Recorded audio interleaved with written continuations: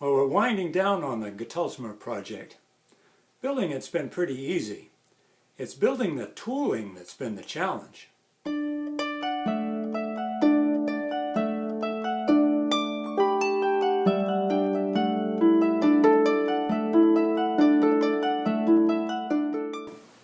I've been puzzling over how to make these templates for the neck joint, and making the template for the mortise is pretty easy.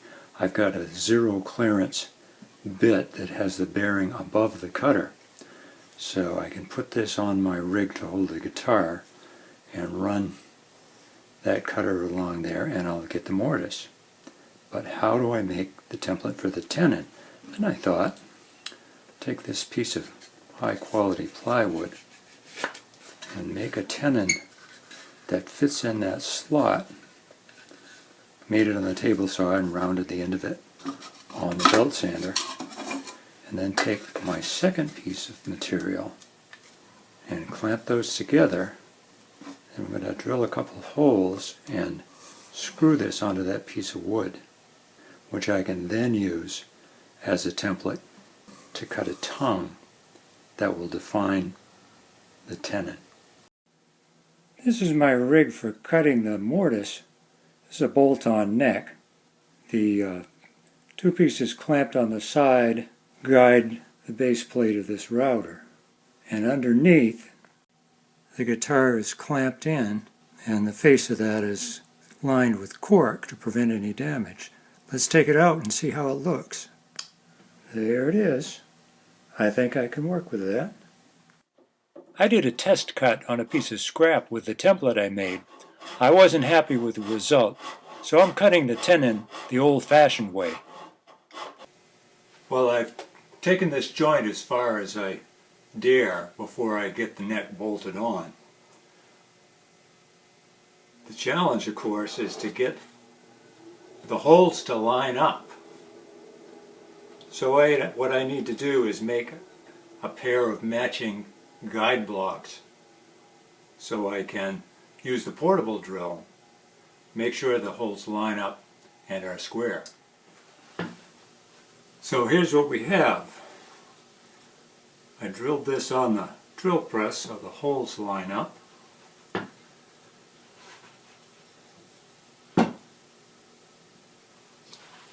This goes on here,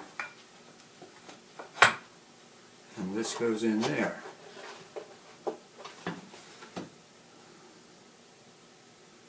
And the holes should line up. We'll see. The blue tape gives me my depth.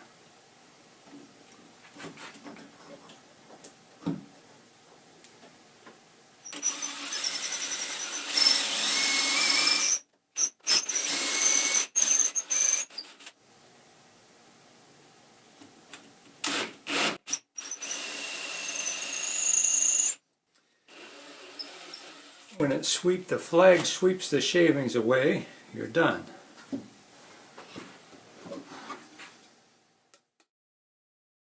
No depth on this one, the hole's going through. I've got the guitar in its cradle. Just make doubly sure I've got this going the right direction.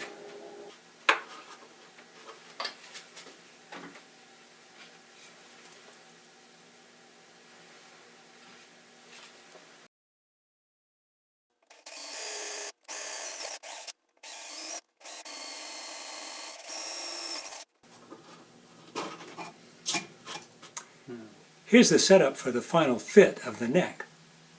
This piece here is holding the neck in the same plane as the top. This piece here gives me a visual indication from where it is in line side to side. Then what I need to do is take this sandpaper, which has got the slick on the back side, and slip it in here and just draw it through.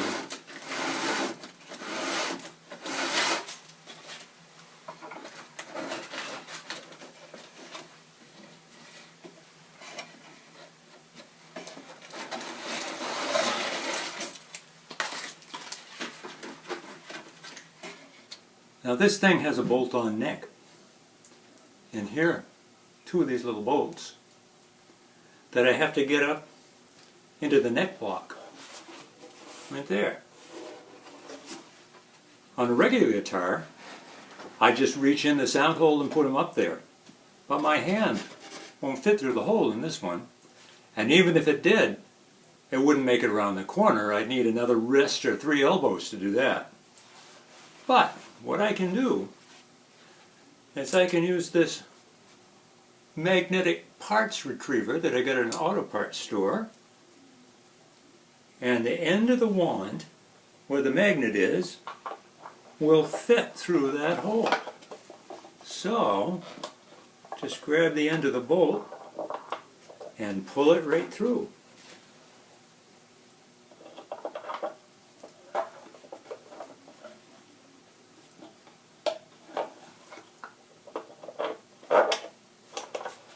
Neato. I was just finishing up the shellac on the top, polishing it, just stiffing it off, and I hit the soundboard with my thumbnail and put a gross gouge in it. So I had to take that out and I have to refinish that corner. Luckily, this particular finish, I can repair that and it won't show when I'm done, rather than if it had been something like lacquer, I would have had to strip the whole thing and start over. So that's the good news. The bad news is it's going to take a while. So I've cleaned up this corner and getting ready to add the shellac again. I was trying to patch a smaller hole and the edges were just getting out of hand, so this way I think I can blend it in so it won't show.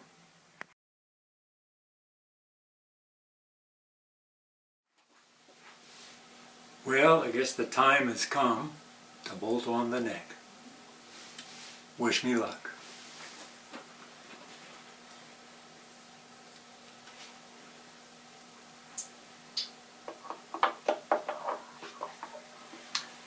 First the magnet to pull the bolt in. That one's in.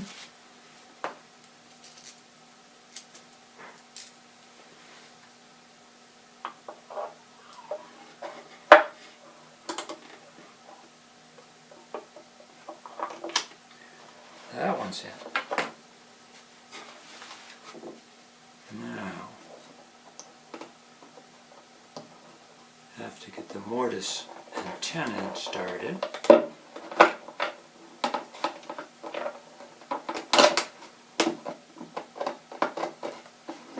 And might be easier this way. Feed this. Well, after frigging around for 10 or 12 minutes, I managed to get both of the bolts tightened. But I had to take the neck off 2 or 3 times to fine-tune that joint. So I ended up cutting an observation hole so I could see the heads of the bolts. That speeded things up a lot. The hole's underneath the fingerboard, so it won't present a problem either structurally or visually. Another day, another challenge.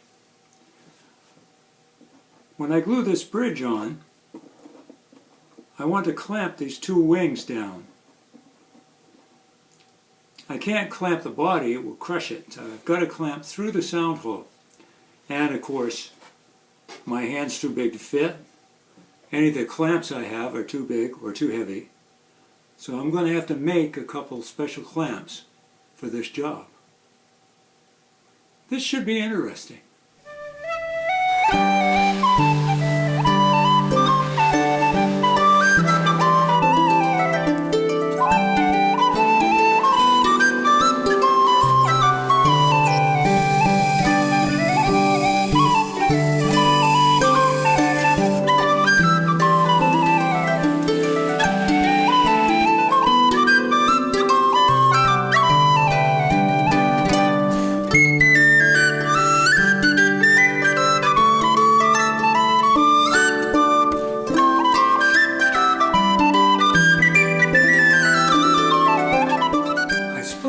piece of locust to use for the bridge.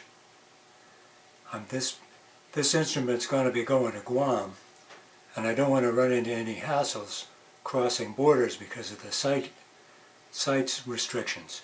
So all of the wood used in this is not listed wood, so it should be fine. The reason I chose locust is because it's almost as heavy as rosewood. It should conduct the sound very well. It's heavy, it's dense, strong.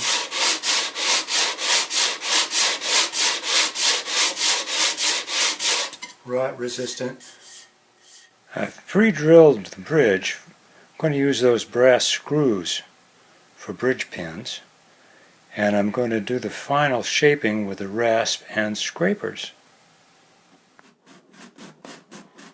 By design, the soundboard is slightly curved. I'm sanding the matching curve into the bottom of the bridge. If I left it flat, it would introduce stress and deform the top. I'm putting a little relief around the edge of the bridge, and that's so that I can get a nice neat edge up over the finish.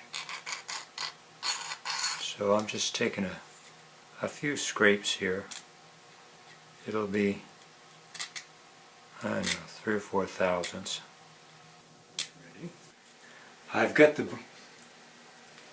couple of bridge clamps I made ready to get the wings. I want enough, but not too much. I use credit card offers, old credit cards, and hotel room keys for glue spreaders.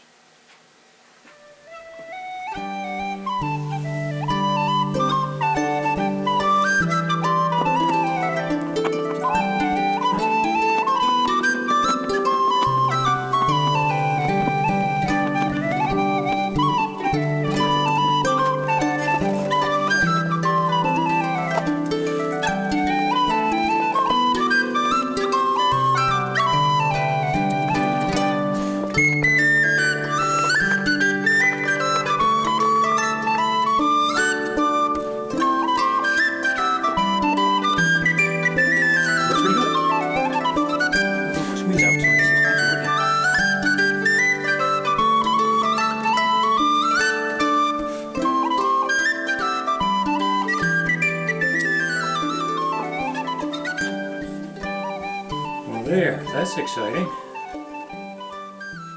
Well, that scratch in the soundboard was a setback, but it was just some rocks in our shoes. Next time I'll be making the fingerboard and attaching it and doing the final setup. It could be the last video in this series. But if you'd like to see more woodworking adventures, go on over to patreon.com/harperswood and become a patron. Patrons get early access to the videos and some exclusive content. Thanks for watching. See you next time.